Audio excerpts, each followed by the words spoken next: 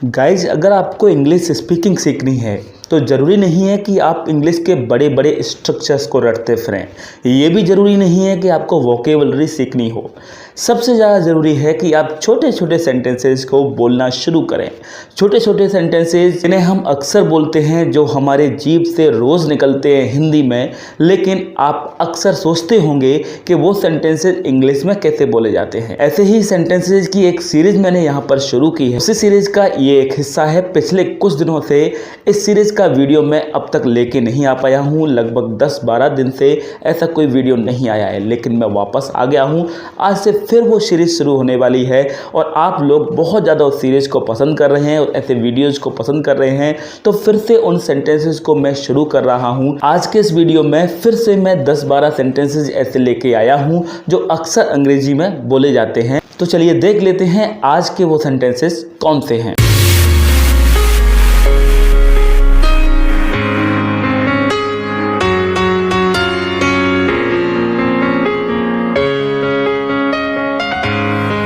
Hello everyone, this is Sumangal Sikkarbar and you are watching English Way Academy। Frequently spoken English sentences में आज का first sentence है एक तीर से दो शिकार करना।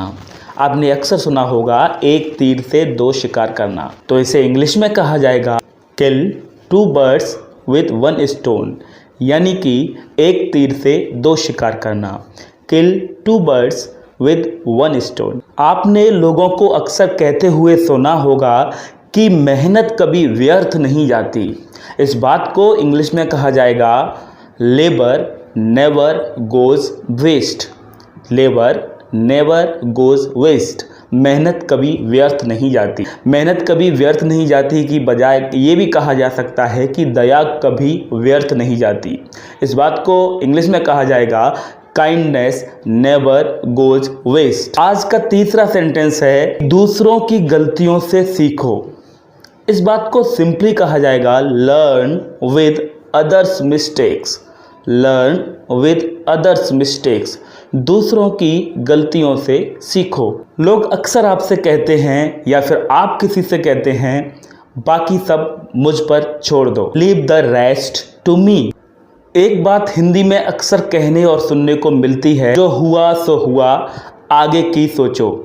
जो हुआ सो हुआ, आगे की सोचो। ये बात ज़्यादातर मिसफॉर्च्यून्स की कंडीशन में बोली जाती है। जब किसी पर कोई परेशानी आती है तो उसे सांत्वना देने के लिए, उसे सिंपैथी देने के लिए ये बात कही जाती है कि जो हुआ सो हुआ, आगे की सुन लो, आगे क्या होगा इस बारे में सोचो, ये सब भूल जाओ, हुआ सो हुआ। इस बात को इंग्लिश में कहा जाता है लेट बायगोन बी बायगोन।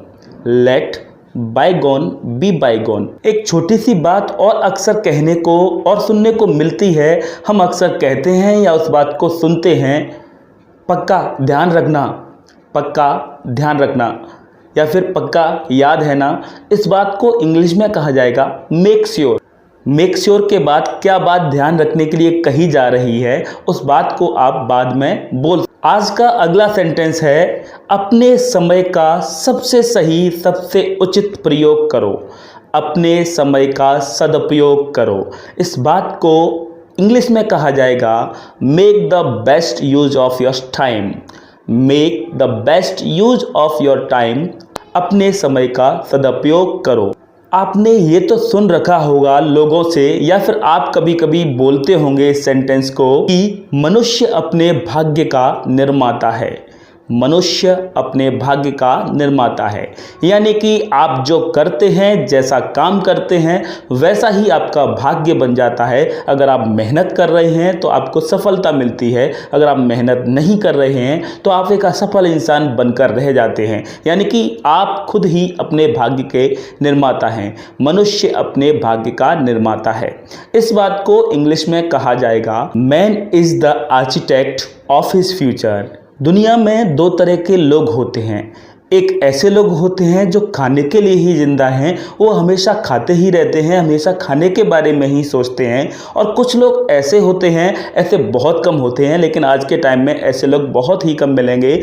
ऐसे लोग सेकंड कैटेगरी में होते हैं जो ना ही खाते हैं जिससे जिंदा रह सकें। उन्हें खाने की जरूरत नहीं है, काम पर ध्यान देते हैं, खाते इसलिए हैं जिससे जीवित रह सकें। लेकिन मैं तो आपको यही सलाह दूंगा कि आप जिंदा रहने के लिए खाएं, ना कि खाने के लिए जिंदा रहें। जिंदा रहने के लिए खाओ, ना कि खाने के लिए जिंदा रहो। इस बात को इंग्लिश में कहा जाएगा live not to eat but eat to live. ऐसा अक्सर होता है कि आप खुश रहते हैं तो लोग आपका साथ देते हैं, आप संपन्न हैं तो लोग आपका साथ देते हैं, लेकिन जब आप दुखी रहते हैं, जब आप परेशान हैं तो आपका साथ कोई भी नहीं देता, आप अकेले पड़ जाते हैं। सीधे सीधे कहा जाए तो दुर्भाग्य में कोई भी आपका साथ नहीं देता। इस बात को इंग्लिश में कहा जाएगा laugh and the world laugh with you, weep and you will be alone. सीधे सीधे कहा जा सकता है कि विपत्ति में कोई किसी का साथ नहीं देता। ये थे आज के रोज बोले जाने वाले इंग्लिश के सेंटेंसेस।